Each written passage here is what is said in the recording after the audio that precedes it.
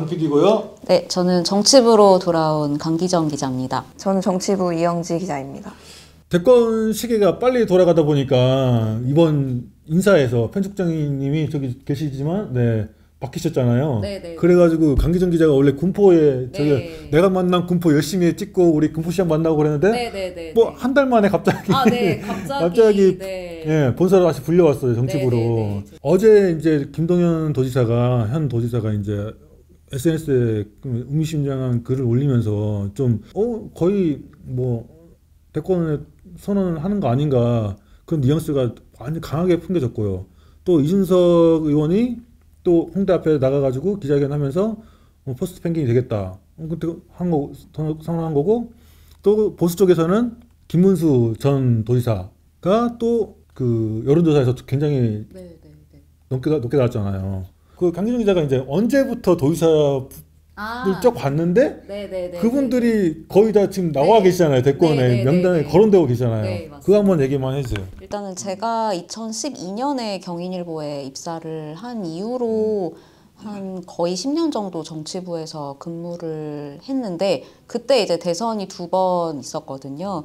경기도지사는 이제 김문수 당시 이제 지금 고용노동부 장관이 경기도지사로 일을 하고 있었고, 그 이후에 이제 남경필 이제 전 도지사가 또 4년간 근무를 했고, 그다음 지금 이재명 민주당 대표도 이제 도지사로 일을 했고, 지금 이제 제가 다시 또 정치부로 돌아오니까 우리 김동연 지사가 경기도정을 이제 이끌고 있는 상황인데, 제가 아까 총 4분의 도지사를 이 경인일보에서 근무하면서 만나게 된 상황입니다. 근데 사실은 경기도지사라는 그런 자리가 굉장히 좀 주목받는 자리고, 또 웬만한 이제 또 체급이 좀 있는 정치인들이 아니면 사실 도지사가 좀 되기가 어렵거든요. 그만큼 1,400만이나 되는 이렇게 굉장히 큰 광역정부를 이끌려면 아무래도 좀 종합적인 역량이 굉장히 필요하고, 그렇기 때문에 뭐 정치적으로도 또 행정적으로도 굉장히 좀 역량이 충분한 분들이어야만 또 도지사가 될 수 있는 상황이라서, 이렇게 지금 뭐 김문수, 뭐 또 남경필, 이재명, 또 김동연 지사에 이르기까지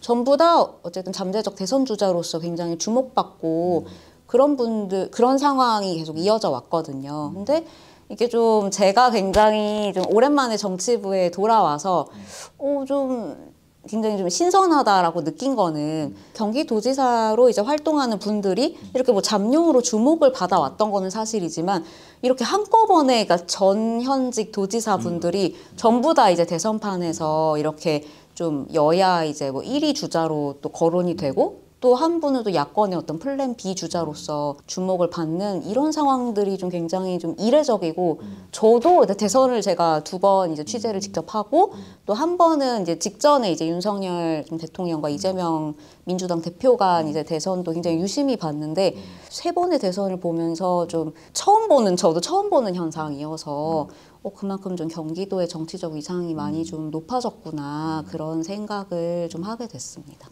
그분들뿐만 아니라 교육감들까지도 거론이 되던데, 지금 전현직 경기도지사님들뿐만이 아니라 지금 후보로 거론되는 분들 중에 이제 또 여권에서는 안철수 의원하고 이준석 의원이 있고, 또 야권에서는 김부겸 전 국무총리가 또 거론이 되고 있는데, 사실 이분들의 공통점이 경기도에서 지금 국회의원을 하고 있거나 국회의원을 했거나 이런 분들이거든요. 그러니까 경기도가 좀 정치적 기반인 분들, 또 지금 근거지로 삼고 있는 분들이 또 이제 여야의 또 주요 주자로서 굉장히 주목을 받고 있다라는 점이 좀 눈에 띌 만한 점이고, 또 임태희 경기도 교육감 같은 경우도 사실은 성남에서 굉장히 오랫동안 국회의원으로 또 활동을 하셨던 분이거든요. 그런 이제 또 경기도에서 이제 정치 활동을 하셨고, 또 이제 경기도 교육감으로 지금 또 활동하고 있는 분이 최근에 이제 좀 이런 대선 출마를 좀 제안을 받았다라고 좀 언급을 하면서,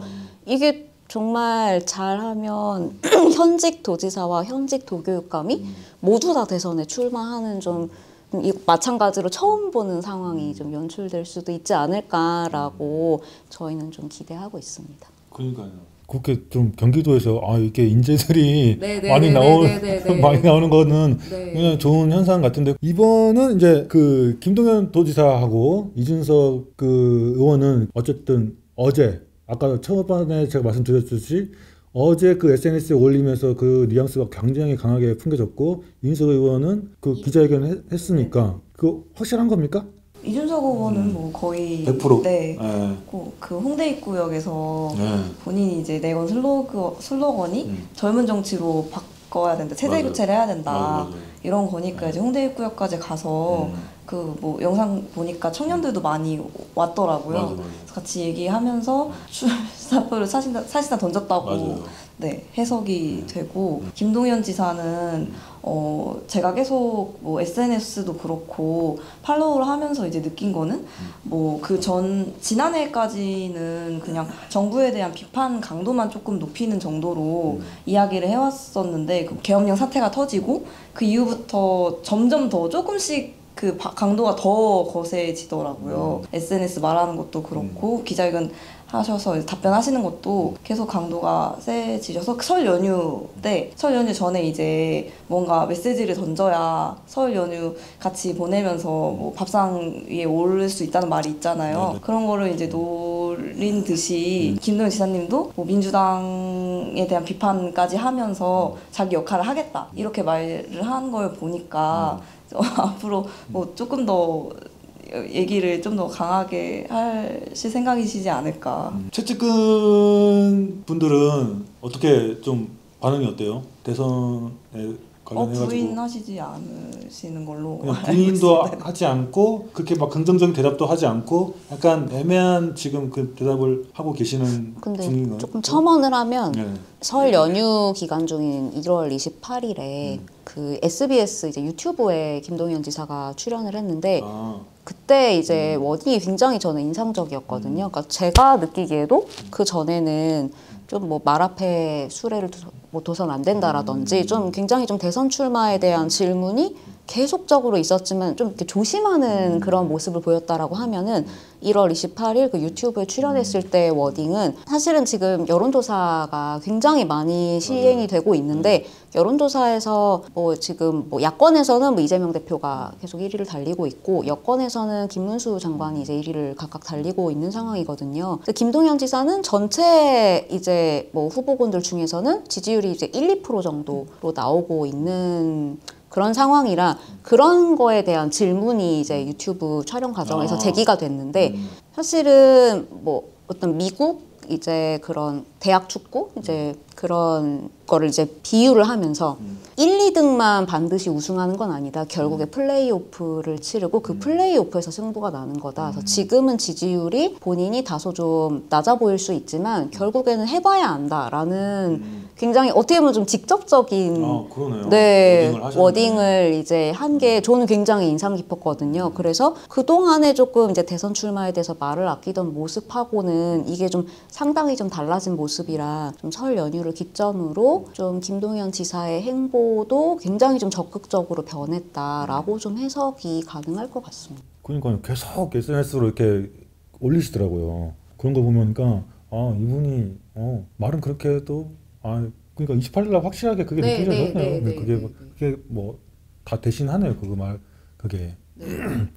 그리고 김문수 그 고용노동부 장관 여권에서는 1위로 나오는 건데 그분이 왜 갑자기 1위로 나오는 건지 어떻게 생각하세요? 굉장히 제가 지금 김문수 제가 이제 막내 기자일 때 김문수 지금 장관이 경기도지사였거든요. 그때 이제 한창 굉장히 현안이었던 게 김문수 지사의 대선 출마 문제였어요. 당시에 이제 김문수 지사가 경기도지사로서 직을 이제 유지하면서 이제 대선 출마를 했거든요. 경기도지사라고 하면은 잠재적 대권 주자고 또 잠룡으로 분류가 되지만 그 당시에는 사실 김문수 지사가 크게 그렇게 뭐 의미 있는 또 성과를 내지는 못했어요. 왜냐면 뭐 대선 후보가 되셨던 건 아니니까 그런 상황을 저는 이제 기억하는 입장에서 지금 여권 이제 대선 주자 1위로 거듭났잖아요. 그러니까 최근에 이제 여론조사들을 보면은 이제 두 자릿수대 지지율이 나오더라고요. 그래서 이게 좀 어디서 이렇게 좀 비롯됐을까라고 좀 돌이켜 보면은 이제 12월 3일 이제 비상계엄 사태 이후에 뭐 굉장히 이제 야권에서의 공세가 강화가 됐잖아요. 이제 국무위원들에 대한 뭐 책임론도 불거지고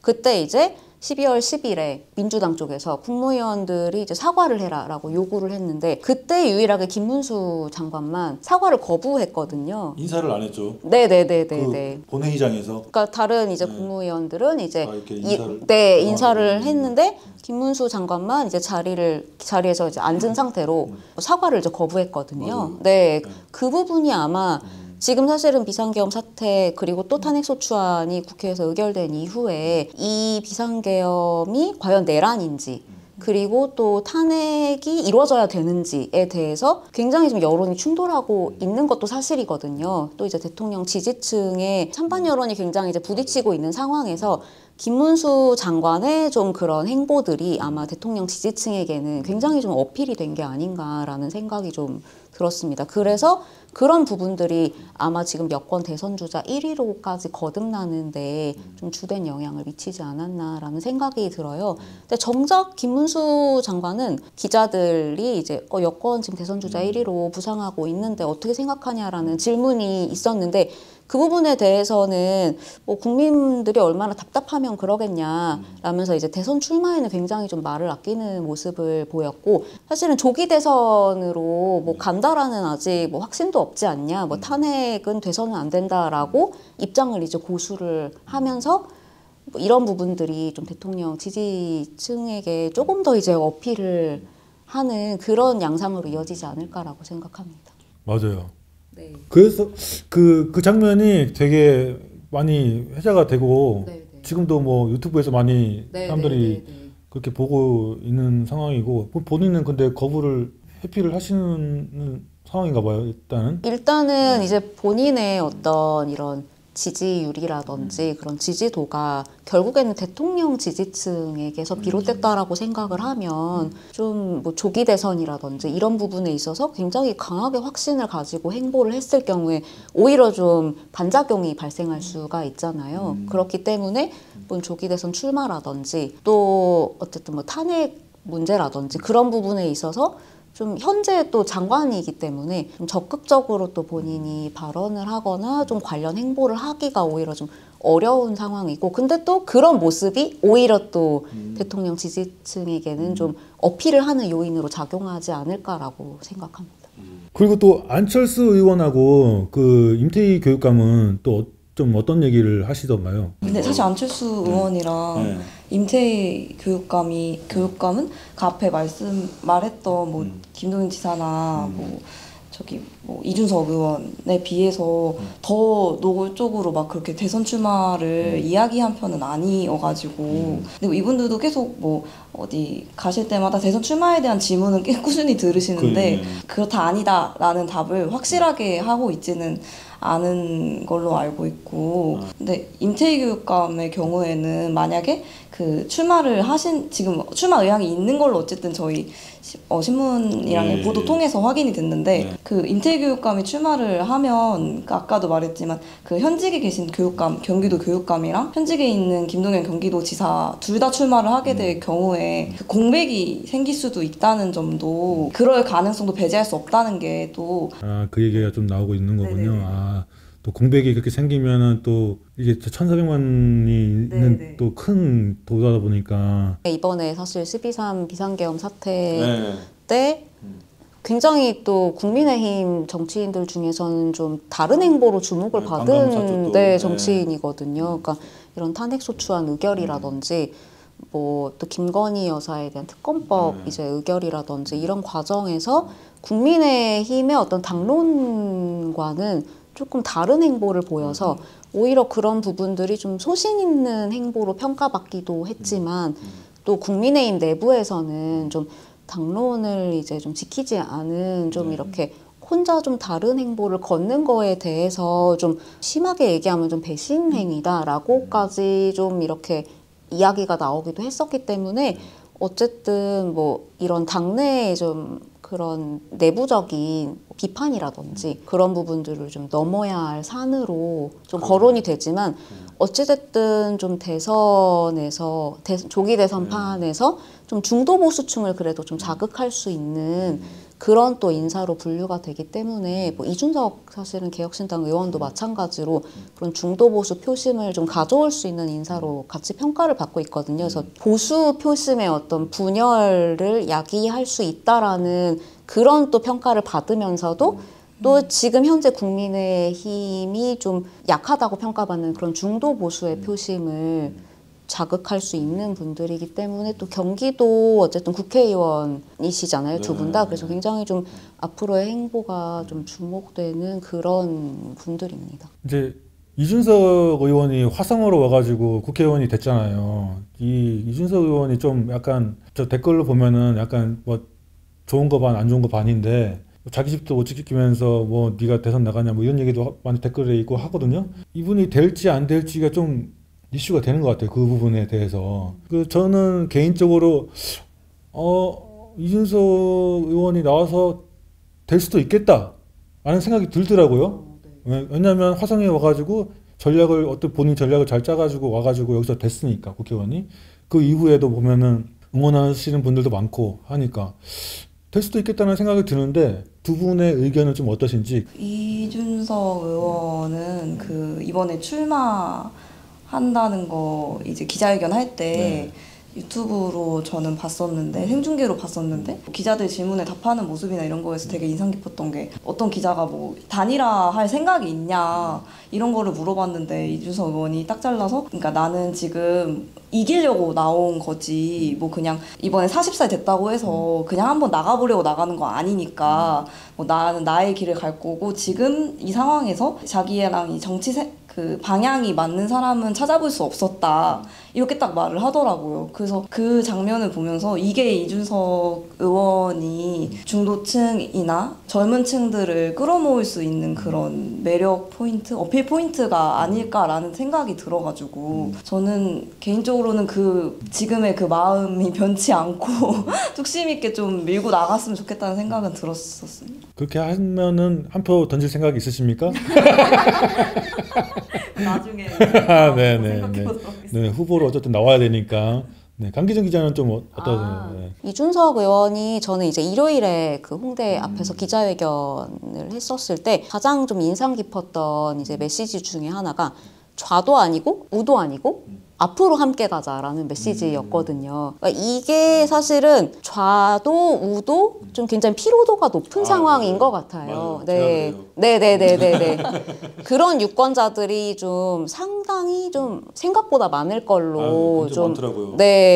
그런 표심들이 분명히 조기 대선 형국에도 영향을 미칠 걸로 보이는데, 그런 상황에서 아까 전에 뭐 언급됐던 안철수 의원이라든지 또 이렇게 좌도 아니고 우도 아니고 앞으로 가자라고 메시지를 던진 이준석 의원이라든지, 어디로도 지금 갈 곳을 정하지 못하고 양쪽에 모두 피로감을 느끼는 이런 유권자들의 표심을 굉장히 효과적으로 공략을 한다라고 하면은 굉장히 좀 유의미한 성과를 낼 수 있지 않을까라는 생각을 좀 해봤습니다.